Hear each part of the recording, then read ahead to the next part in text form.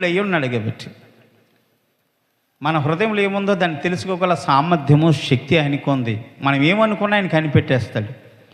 బహుశా ఎదురువాడు ఏమనుకుంటే మనం కనిపెట్టలేకపోవచ్చు, కానీ దేవుడు కనిపెడతాడు. ఎందుకంటే దేవుడు మానవుని యొక్క హృదయాన్ని తయారు చేస్తున్నవాడు. మానవుని హృదయం కంటే అధికుడై ఉన్నాడు. మన హృదయంలో ఏముందో ఆయనకి సమస్తము తెలుసు. కాబట్టి ఆది అందు నరులు హృదయపు తలంపులు కేవలము చెడ్డవని దేవుడికి నిర్ణయించాడు.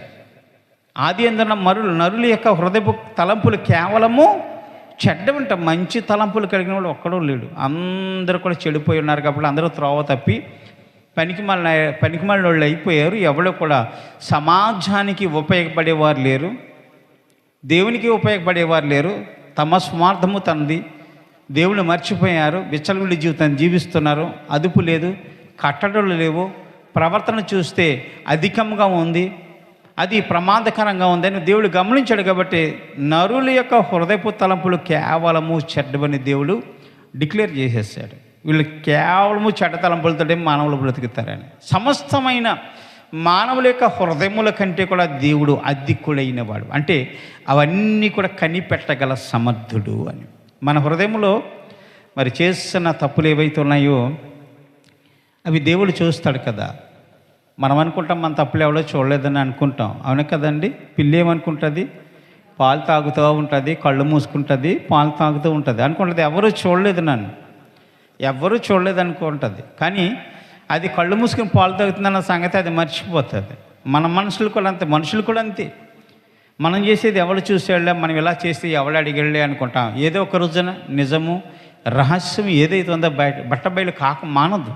నేను మాట్లాడిన ప్రతి మాట దేవుడు వింటాడేంట్లే అనుకుంటారు.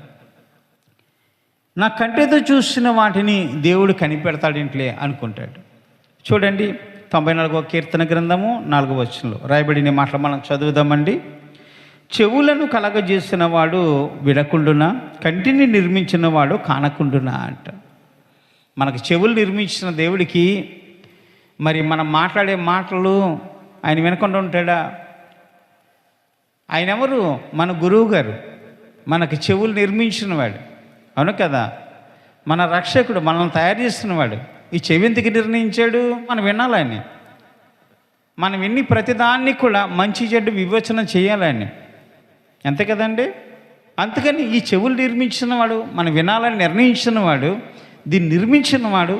మరి మనం మాట్లాడే మాట ప్రతిదీ కూడా ఆయన కూడా వింటాడు కదా.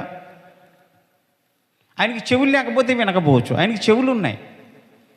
రెండోదిగా కంటిని నిర్మించిన వాడు కానకుండా